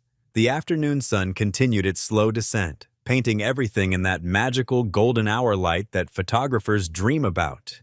Caleb felt some of his nervousness fade as he settled into the rhythm of speaking, his voice growing more confident with each sentence. "Real heroism," he continued, "is the single parent working 2 jobs to keep food on the table, coming home exhausted but still helping with homework. It's the veteran fighting invisible battles long after coming home, struggling with memories that won't fade but still showing up for family and community. It's the teenager who faces down cruelty and bullying with dignity intact, who chooses kindness even when the world seems determined to make them bitter." His eyes met Eli's briefly, and he saw his son's chin lift with quiet pride. It's everyone who gets back up when the world tries to convince them they're not enough. They're too old. They're disposable. Near the back of the crowd, partially hidden behind one of the memorial's white stone pillars, stood Dan Huxley. The factory supervisor had arrived late, slipping into the gathering without fanfare or announcement. His usual swagger was completely gone, replaced by an uncertain shifting from foot to foot, as he listened to words that seemed to cut straight through his defensive armor. His weathered face showed the dawning recognition of how terribly wrong he had been about the man he had once dismissed as a washed-up old-timer. The shame was visible in the way his shoulders sagged, the way his eyes couldn't quite meet the stage. "We talk about sacrifice in terms of dramatic moments," Caleb said, his voice growing stronger and more passionate with each word. "The ultimate sacrifice, the heroic last stand, the moment of glory that gets remembered in history books. But sometimes the greatest sacrifice is simply showing up every day, doing what needs to be done, even when no one sees or understands the effort it takes. It's carrying on when everything feels impossible, when the bills pile up and the boss treats you like you're worthless and the kids at school make your child's life miserable." He gripped the edges of the podium gently, his knuckles showing white for just a moment. "And most importantly, it's reaching out to others when they're struggling, even if we're struggling ourselves. It's choosing to see the value in people that society wants to throw away." In the audience, scattered throughout the crowd like seeds of strength, sat several of the veterans who had brought groceries and support during Caleb's darkest days after the factory incident. Old Frank, with his Korean war cap, sat 3 rows back, nodding slowly. Maria from the VA office had taken time off work to attend, her nurse's uniform traded for a simple blue dress. Tom, whose arthritis made every movement painful, had positioned his wheelchair near the aisle where he could see clearly. Their presence formed an invisible web of connection and strength that seemed to emanate outward through the entire gathering. "I stand here today," Caleb continued, his voice now carrying the confidence of a man who had finally found his purpose. "Not because I'm special or extraordinary, but because people believed in me when I couldn't believe in myself. They saw value where others saw only weakness and age. They understood that growing older isn't a liability to be managed or a problem to be solved. It's a repository of wisdom earned through years of quiet perseverance, of getting knocked down and getting back up, of learning that real strength often comes disguised as gentleness. General Ellery listened from his seat on stage, his weathered face showing deep approval and something that looked very much like paternal pride. He had seen Caleb's classified files, knew about the lives saved and the impossible missions completed under fire, but he also understood that the man standing at the podium had accomplished something even more remarkable in the months since leaving the factory. He had transformed pain into purpose, isolation into connection, despair into hope. The soldiers from the new training program sat at perfect attention in a block of seats near the middle, their posture reflecting both military discipline and genuine affection for their unlikely mentor, who had taught them that leadership meant serving others, not commanding them. "This new initiative," Caleb explained, his voice warm with conviction and excitement, "isn't just about military leadership or training programs or government policies. It's about recognizing the hero in every person who chooses kindness over cruelty, who lifts others up instead of pushing them down when they're struggling. It's about understanding that true strength often comes wrapped in gentleness, that wisdom often speaks quietly, and that the people society overlooks might be exactly the ones we need most." As he spoke, Eli sat straighter in his front row seat, his chin lifting with each word. The speech seemed to wash away the last lingering shadows of fear and shame from his young face, replacing them with something that looked remarkably like hope. Around him, people throughout the crowd dabbed at their eyes with tissues or nodded in recognition of truths they had always known in their hearts but rarely heard spoken aloud with such clarity and conviction. The memorial grounds had grown completely quiet except for Caleb's voice and the gentle rustling of flags in the breeze. Even the birds seemed to have paused their evening songs to listen. The golden afternoon light continued to shift and change, painting everything in warm honey tones that made the moment feel almost dreamlike in its beauty and significance. When Caleb finished speaking, stepping back from the podium with a small nod of completion, the silence stretched for several heartbeats. Then the applause began, slowly at first, just a few people clapping, but it quickly built to a thunderous crescendo that seemed to shake the very ground beneath their feet. People rose from their chairs in a standing ovation that went on and on, the sound rolling across the memorial like waves against a shore. General Ellery approached the podium carrying an elegant leather folder containing Caleb's official appointment documents. The general's handshake was firm and warm, his smile genuine as he presented the folder that would formally launch the National Moral Leadership Initiative. The crowd's applause continued as photographers captured the moment for posterity. But Caleb barely noticed the cameras. His attention was focused on the faces in the audience, veterans who understood sacrifice, young people who needed hope, families who had struggled and endured. After the ceremony concluded and the formal presentations were complete, as the crowd began to slowly disperse into the gathering dusk, Caleb found Eli waiting at the bottom of the stage steps. His son's face glowed with pride and something else, a confidence that hadn't been there before. A sense of belonging to something larger than himself. Without words, they fell into step together, walking away from the podium and the lingering groups of well-wishers toward the memorial's reflecting pool. The setting sun painted the water in brilliant shades of orange and gold, their reflections walking beside them like echoes of infinite possibility. The pool was perfectly still, its surface like polished glass that captured not just their images but the entire sky above, creating a world within a world where earth and heaven seemed to meet. They stopped at the pool's edge, their hands finding each other naturally. The water rippled gently from the evening breeze, catching the last rays of daylight and scattering them in dancing patterns across the surface. In the distance, they could hear the gentle conversations of people making their way back to cars and buses, but here by the water, they might as well have been alone in the universe. "You know, Eli," Caleb said softly, his voice barely above a whisper but somehow carrying perfectly in the still air, "there's something I've learned through all of this, through losing the job, through the fear and the shame, through finding my way back to purpose." He squeezed his son's hand gently, feeling the strength in those young fingers. No matter what anyone says, no matter how the world tries to convince us otherwise, no one is ever useless. Every life, no matter how quiet or ordinary it seems, is meant for some kind of greatness. It might not be the kind that gets written about in newspapers or remembered in history books, but it's real and it matters. Eli leaned against his father's shoulder, their reflections merging in the golden water before them like two souls becoming one. The evening air was sweet with the scent of blooming cherry trees that lined the memorial's pathways, and somewhere in the distance, a mockingbird called out its evening song, a complex melody that seemed to contain echoes of every beautiful sound it had ever heard. In that moment, standing together at the edge of the reflecting pool with the memorial's flags rustling softly behind them, they were exactly where they needed to be. Two hearts bound by unshakable love, walking forward into tomorrow's light with the confidence that comes from knowing you are valued, you are enough, you belong in this world. The challenges weren't over. There would still be difficult days, still be moments of doubt and struggle, but they would face them together, supported by a community that had chosen to see their worth when they couldn't see it themselves. Around them, the memorial grounds grew peaceful as the sun continued its descent, painting the sky in brilliant shades of promise that stretched from horizon to horizon. The gentle ripples in the reflecting pool caught the changing light, transforming ordinary water into liquid gold, much like how life's unexpected challenges had transformed their ordinary days into something precious and rare, something worth celebrating and remembering for years to come.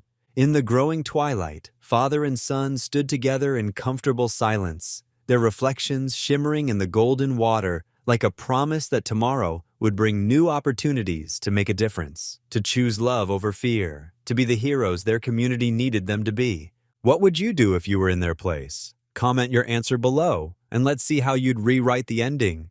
If you enjoyed the story of Caleb Morgan, I handpicked the next story that you will enjoy. Please don't miss this one. Click here to watch it.